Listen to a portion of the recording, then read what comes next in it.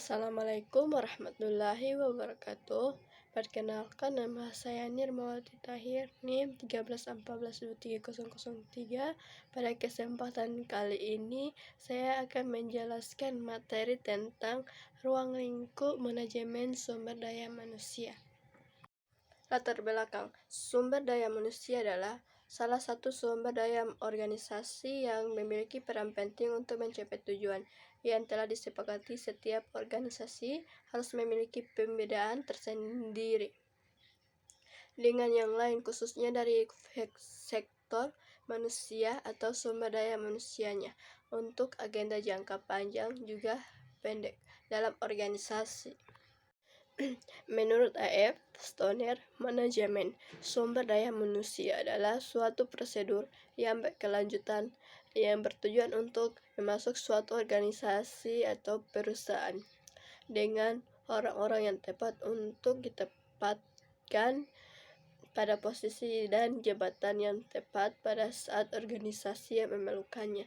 Yang pertama, menurut Melayu SP Hasibuan, MSDM adalah ilmu dan seni mengatur hubungan dan peran tenaga kerja agar efektif dan efisien membantu terwujudnya tujuan perusahaan, karyawan, dan masyarakat. Terus yang kedua, menurut Mutiara S. Panggabean, MSDM adalah proses yang terdiri dari perencanaan, perorganisasian, pimpinan, dan pengendalian kegiatan-kegiatan yang berkaitan dengan analisis pekerjaan, evaluasi pekerjaan. Pentingnya manajemen sumber daya manusia dapat dinilai dan dilihat dari beberapa pendekatan. Yang pertama, pendekatan politik. Pendekatan politik terhadap pemahaman pentingnya manajemen SDM berangkat dari keyakinan yang semakin mendalam di kalangan para politis bahwa aset terpenting yang dimiliki suatu negara adalah SDM. Terus yang kedua, pendekatan ekonomi. Mungkin dapat dikatakan bahwa pendekatan ekonomi merupakan pendekatan yang paling erat hubungannya dengan pemahaman meningkatnya perhatian semakin banyak orang manajemen sumber daya manusia. Yang ketiga, pendekatan hukum. Para warga masyarakat akan pentingnya keseimbangan antara hak dan kewajiban masing-masing. Para ahli abad ke-21 mengembangkan manajemen sumber daya manusia menjadi suatu bidang studi yang khusus mempelajari peran dan hubungan manusia dalam mencapai tujuan organisasi. Generasi pertama 1980 sampai 1940-an, manajemen para personalia manusia masih dilihat sebagai faktor produksi sebagai manusia mesin. Generasi yang kedua 1945 sampai 1960-an, manajemen personalia manusia dianggap sebagai mesin yang mempunyai perasaan. Munculnya serikat pekerja dan adanya analisis jabatan serta adanya pengelolaan sumber daya manusia yang lebih baik. Generasi ketiga 1965 sampai 1970-an, HRM adalah atau manajemen sumber daya manusia sebagai subjek. Dengan dimulainya pengenalan manajemen sumber daya manusia. Terus generasi yang keempat 1975 sampai 1999, strategi manajemen sumber daya manusia mulai diterapkannya pola strategi dalam mengolah manusia. Terus generasi yang terakhir 2000-an, sekarang brainware, manajemen perangkat otak. Tenaga kerja manusia tiga antara lain. Yang pertama pengusaha, yang kedua karyawan, yang ketiga pemimpin. Menurut John Springs dan Bertram Proven dalam buku Melayu SP Hasibuan, faktor yang dapat mendukung manajer dalam memimpin para bawahannya antara lain sebagai berikut. A. Para karyawan mempunyai kebutuhan yang sama, yaitu kebutuhan makan, hidup berkelompok, kebutuhan sosial, kebutuhan kerja sama, dan kebutuhan memperoleh kepuasan kerja.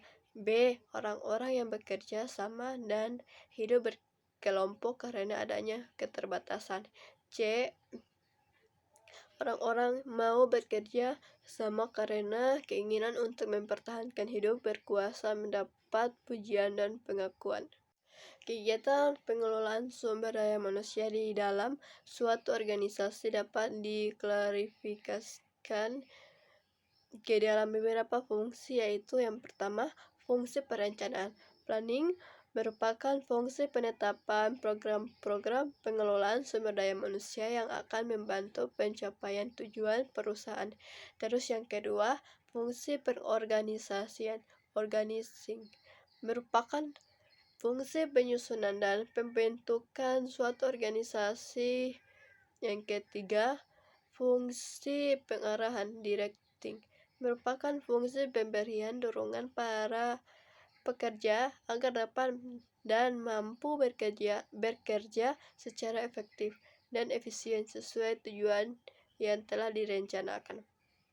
Yang keempat, fungsi pengendalian, controlling, merupakan fungsi pengukuran, pengawasan, dan pengendalian terhadap kegiatan-kegiatan yang dilakukan untuk mengetahui sejauh mana rencana yang telah ditetapkan. Faktor yang berasal dari dalam organisasi dan berpengaruh pada manajemen sumber daya manusia diantaranya adalah yang pertama, misi organisasi. Misi merupakan tujuan yang menjadi dasar sebuah organisasi itu berada. Setiap jenjang manajemen harus bekerja dengan satu misi yang sama. Yang kedua, kebijakan organisasi. Kebijakan adalah pedoman atau aturan yang ditetapkan untuk mengarahkan proses pengambilan keputusan. Yang ketiga, budaya organisasi. Budaya perusahaan merupakan sistem nilai kepercayaan, kebiasaan yang dianut oleh seluruh anggota organisasi yang berinteraksi dengan struktur formal untuk menciptakan norma perilaku. Kesimpulan, manajemen sumber daya manusia adalah keseluruhan proses perencanaan, pengorganisasian, pengarahan, dan pengawasan terhadap kegiatan, pengadaan, seleksi, pelatihan, penempatan, pemberian kompensasi, pengembangan, pemeliharaan, pelepasan sumber daya manusia untuk mencapai tujuan yang telah disepakati. Awalnya, yang berkembang pada organisasi publik adalah manajemen personalia, namun mendekati abad ke-21, perhatian lebih mengarah kepada manajemen sumber daya manusia. Perhatian istilah ini menandakan gerakan yang mencerminkan pengakuan terhadap vitalnya peran dari sumber daya manusia terhadap organisasi. Oke, sekian dari saya. Apabila ada kesalahan kata, tolong dimaafkan. Wassalamualaikum warahmatullahi wabarakatuh.